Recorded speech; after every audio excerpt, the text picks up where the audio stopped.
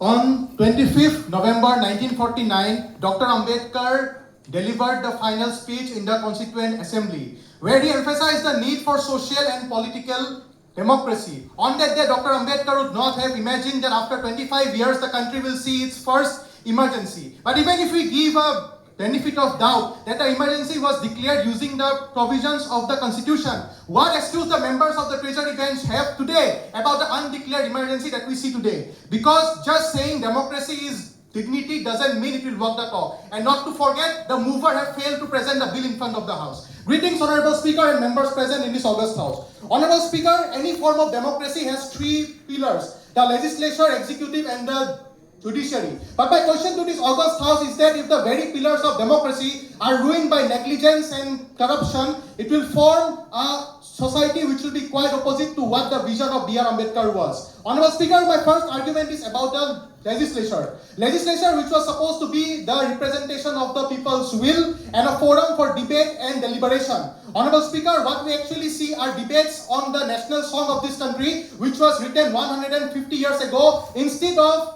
discussing on the fact that why our country is ranked 136 in per capita income, despite our country being the fourth largest economy. What we actually see are Chanakya Niti to reduce the representation of the South Indian states in the parliament by delimitation, despite BR Ambedkar's vision being social and economic equality. Honorable Speaker, Dr. Ambedkar warned us about hero worship in politics. When politicians become larger than life creation, that is when I remember what Mark Twain once said, and I quote, "Politicians and diapers must be changed often and for the same reason," unquote. Honorable Speaker, my next argument is on the judiciary, whose role was to ensure justice. But then I look at the legal genocide that is happening with the men of this country. When the Supreme Court says that if another man impregnates a wife, then the husband will have to take the ownership of the child.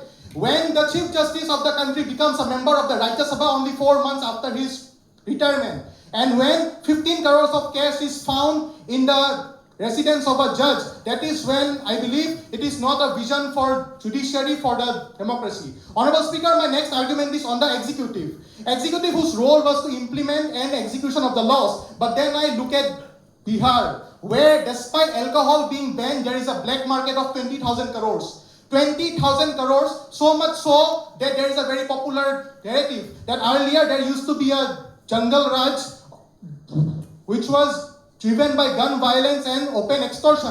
But now there is a Jungle Raj by the officials. The same officials who were responsible for the protection of the executive and the democracy. Honorable Speaker, apart from the three pillars, we also have a fourth pillar that is called the media, which was responsible to act as a watchdog and give information to the citizen. But the same Indian media have captured Lahore and Islamabad during Operation Sindoor. Honorable Speaker, as I conclude, Dr. Ambedkar believed in protection of minorities. Protection of minorities under Article 29 and Article 30 of the Constitution. The same Constitution which the members of the Treasury bench seem to protect and respect. But in reality, what we see is that our society is the most divided than we have ever seen. And this Javed Jafri have penned down beautifully कि नफरतों का असर देखो जानवरों में बंटवारा हो गया, कि नफरतों का असर देखो जानवरों में बंटवारा हो गया,